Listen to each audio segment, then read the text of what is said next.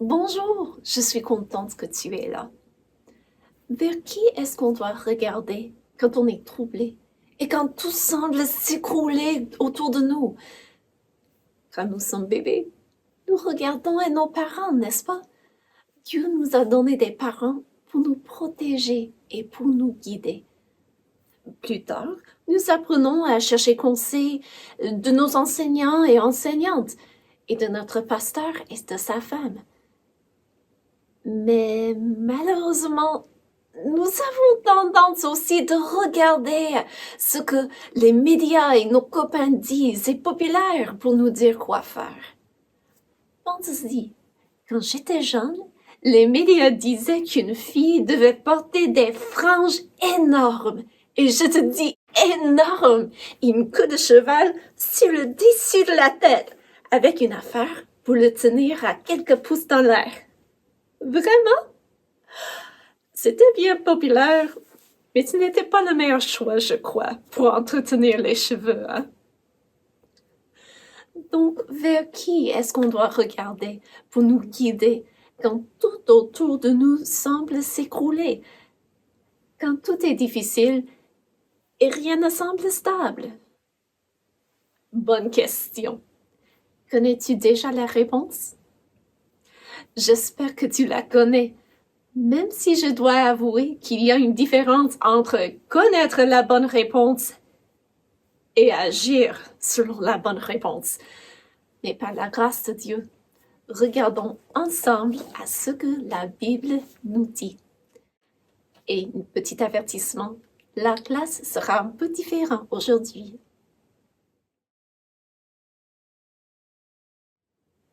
Le roi Akaz, roi de Juda, craignait le roi d'Israël, le royaume du Nord, et le roi de la Syrie. Mais Dieu lui avait dit que son pays ne serait pas conquis par eux. Dieu avait d'autres messages à donner à son peuple. Il a parlé encore à son prophète Ésaïe, qui annonçait la parole de Dieu au peuple. Ésaïe était marié, et il et sa femme ont eu un enfant. Dieu lui a dit de lui donner le nom de Maher-Shalal-Hash-Baz. Quel nom! Il aurait dû y mettre beaucoup d'efforts avant d'apprendre à l'écrire, hein? Mais pourquoi est-ce que Dieu lui a donné ce nom? Le nom de Maher-Shalal-Hash-Baz veut dire qu'on se hâte de piller, qu'on se précipite sur le butin. Son nom était prophétique. Dieu a annoncé qu'avant que cet enfant apprenne à dire « Mon père, ma mère », les deux nations que craignait le peuple de Juda seraient pillées par le roi de l'Assyrie. Mais ce n'était pas tout ce que Dieu a dit au prophète. Il a dit que le peuple de Juda avait méprisé les eaux de Siloé qui coulent doucement. Ce qu'ils avaient leur semblait peut-être trop calme et trop démodé. Le peuple se réjouissait au sujet du roi d'Israël. Et nous savons que le roi de Juda a copié des formes d'adoration du roi syrien. C'est comme si tout le monde était fasciné par ces deux rois et voulait être comme eux.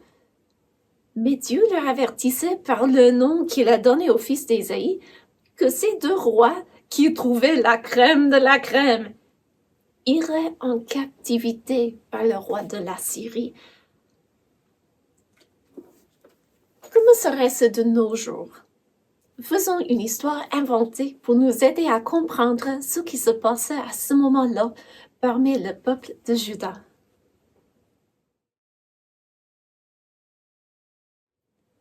Joseph et sa famille avaient déménagé dans un nouveau quartier et devaient assister à une nouvelle école.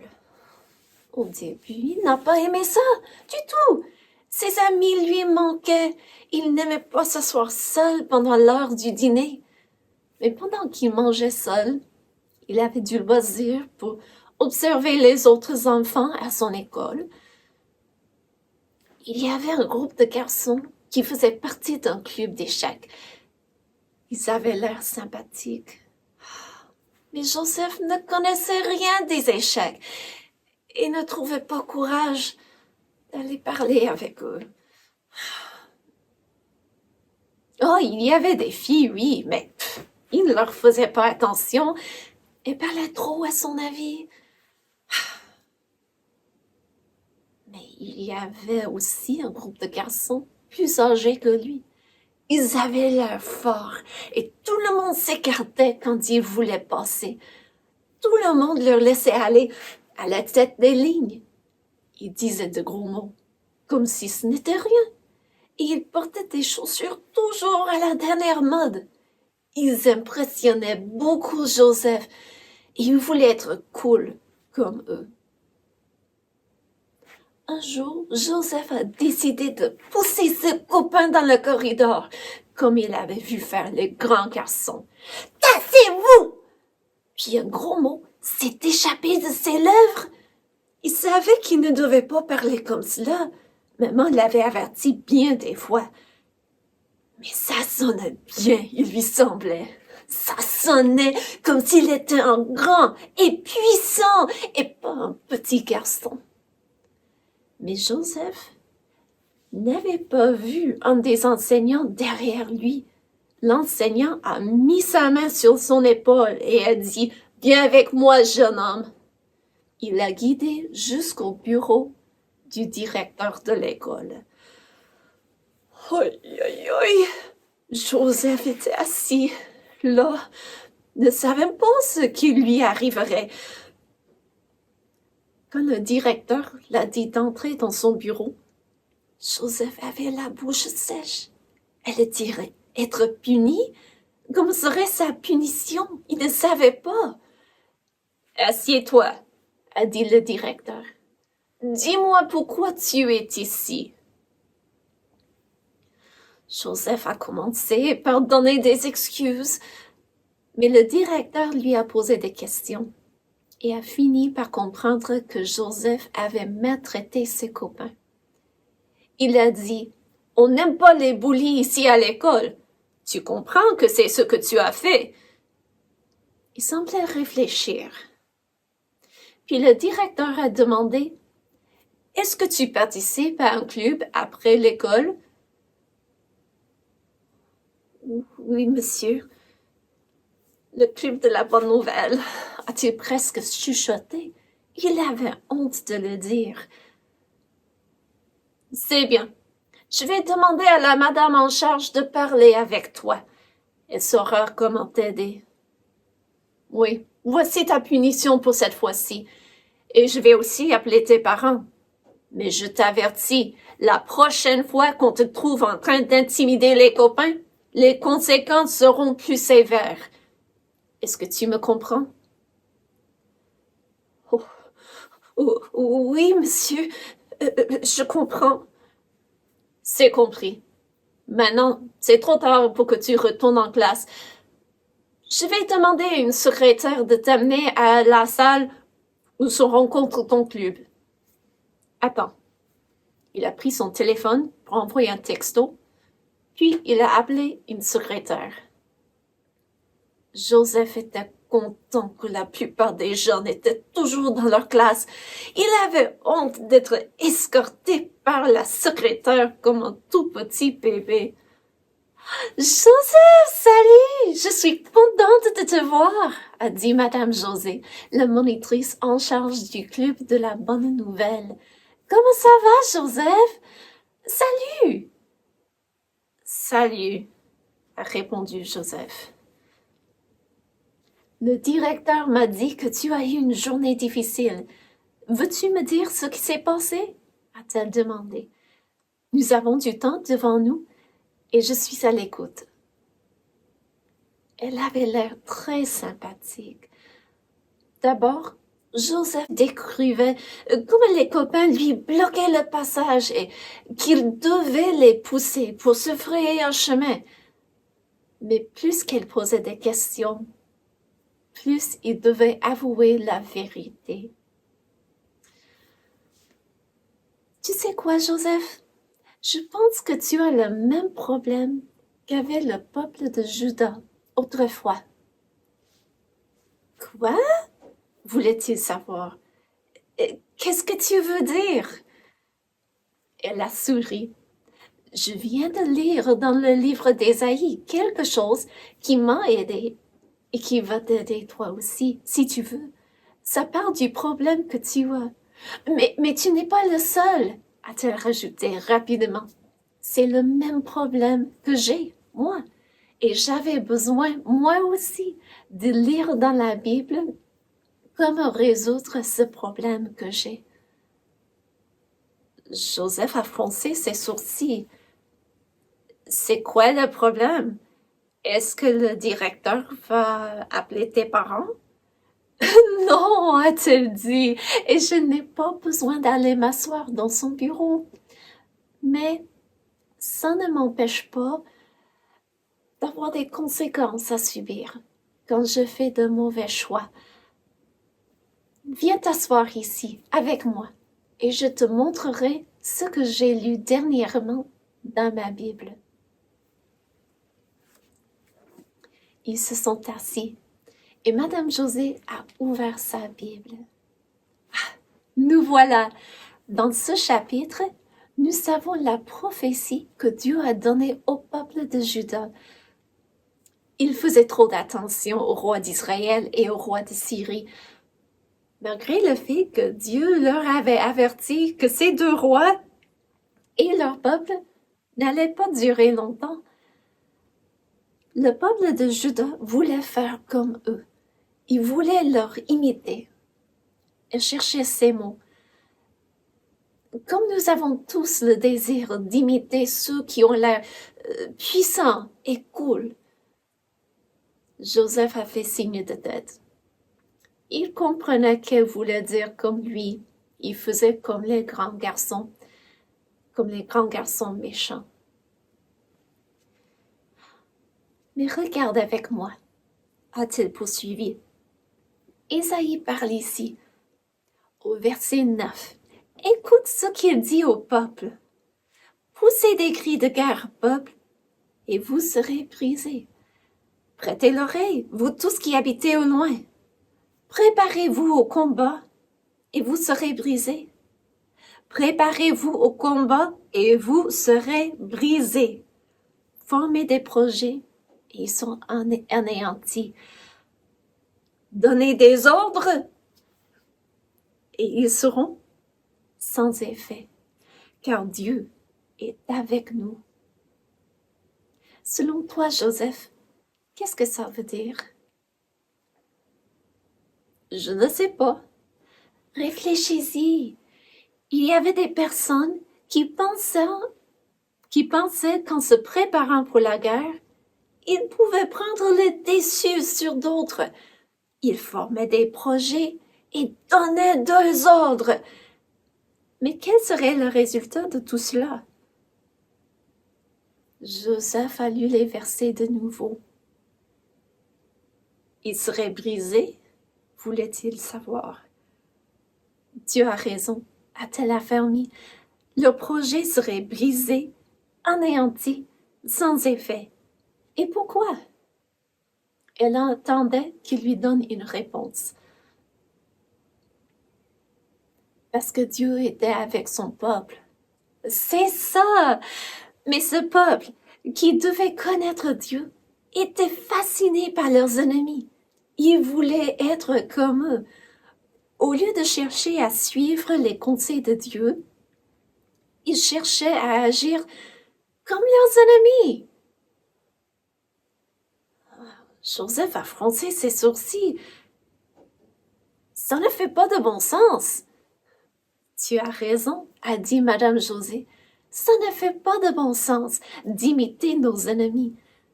Mais c'est ce que nous faisons tous d'habitude. Ce qui est méchant doit avoir l'air fort, puissant et cool. Comme les grands garçons, et comme ils poussent tout le monde, hein? Oui, comme ça. Ça semble fort et puissant de pousser les autres, et nous voulons faire comme eux pour avoir l'air fort et puissant, nous aussi. Mais Dieu dit que ceux qui font le mal seront punis pour cela. Comme moi, je serai punie par maman et papa à la maison. Oui, et ces grands garçons que tu veux imiter, ils auront leurs conséquences un jour pour ce qu'ils font. Ils ne sont pas aussi puissants ou aussi forts comme tu ne le penses. Mais qu'est-ce que je dois faire? A demandé Joseph. Tu dois faire. Attends, je vais te montrer ce que tu dois faire. Je vais lire un verset, puis tu vas lire le suivant. Es-tu d'accord? Ok. Voyons. Au verset 12, oui, la deuxième partie. J'y suis. Dieu parle au prophète, mais je crois que ce qu'il lui dit est aussi un bon conseil pour nous. Dieu dit, ne craignez pas ce qu'il craint et ne soyez pas effrayés. Maintenant, c'est à ton tour.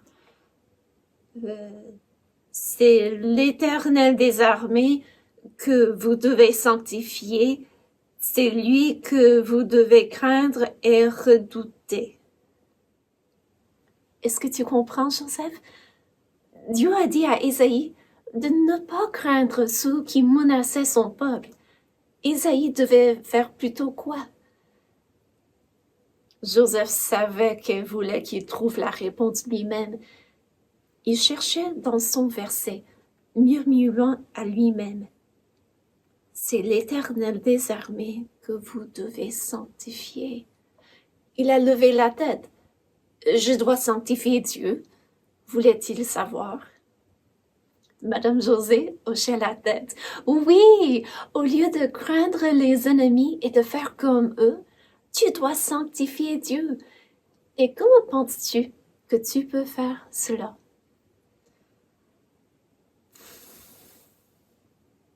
En ne pas poussant les copains dans le corridor? Ça en fait partie. Mais c'est plus que cela. Sanctifier Dieu, c'est de lui révérer comme saint. C'est d'agir d'une manière pure parce que tu crains Dieu et tu l'aimes. Joseph a réfléchi. Si je pense à cela tout le temps, ça veut dire que je ferai ce qui plaira à Dieu. Madame José a fait signe d'approbation. Et tu le feras, même si tu penses qu'on va se moquer de toi pour l'avoir fait, parce que tu auras à cœur le désir de sanctifier Dieu et de ne pas craindre ceux qui sont tes ennemis. Joseph a froncé ses sourcils. Ce ne sera pas facile. Non, pas toujours. Tu as raison, Madame José a acquiescé. Mais tu peux le faire avec l'aide de Dieu si tu lui as déjà accepté comme ton sauveur. Oui, a dit Joseph, je l'ai déjà fait. Eh bien, tu as son aide quand tu le lui demandes, a certifié Madame José. Et tu sais quoi, Joseph? Même les adultes ont de la difficulté à ne pas craindre leurs ennemis et à sanctifier Dieu dans leur cœur. Hein? Vraiment? Voulait savoir Joseph. Même les adultes?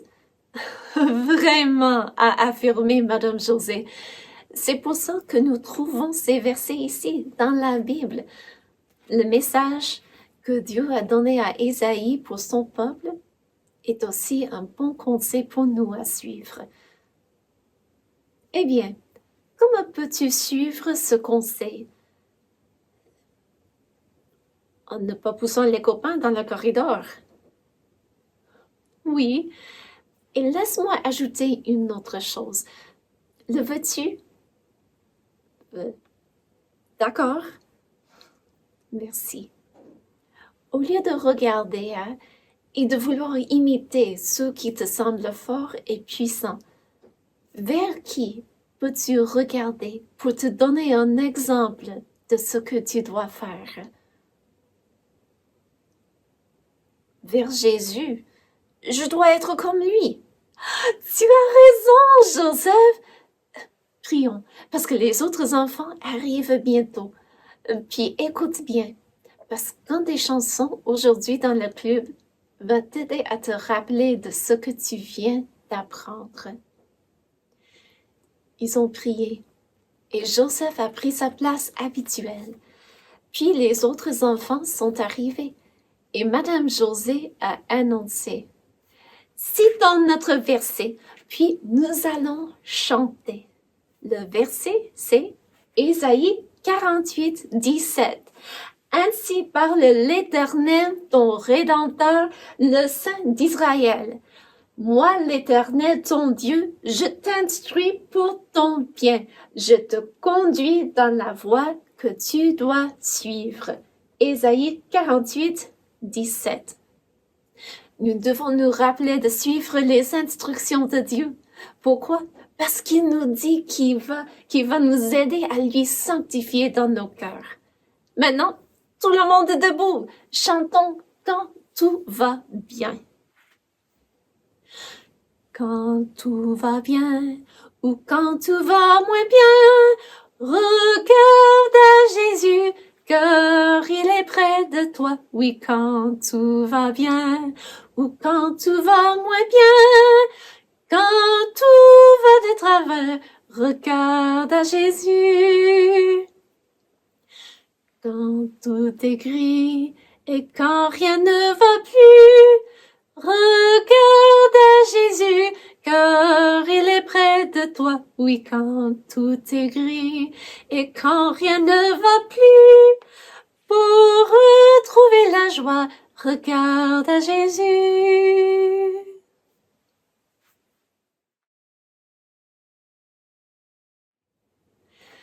J'espère que toi, tu as appris avec Joseph et Madame José et que tu sais que tu n'as pas besoin d'imiter et de suivre les conseils de ceux qui ont rejeté Dieu. Souviens-toi que même quand ils semblent puissants, ces personnes, leur puissance ne durera pas. C'est toujours mieux de sanctifier Dieu dans ton cœur. Écoute cette promesse. Ésaïe 8, au verset 13. C'est l'Éternel des armées que vous devez sanctifier. C'est lui que vous devez craindre et redouter. Et il sera un sanctuaire. Dieu sera un sanctuaire pour tous ceux qui le sanctifient dans son cœur.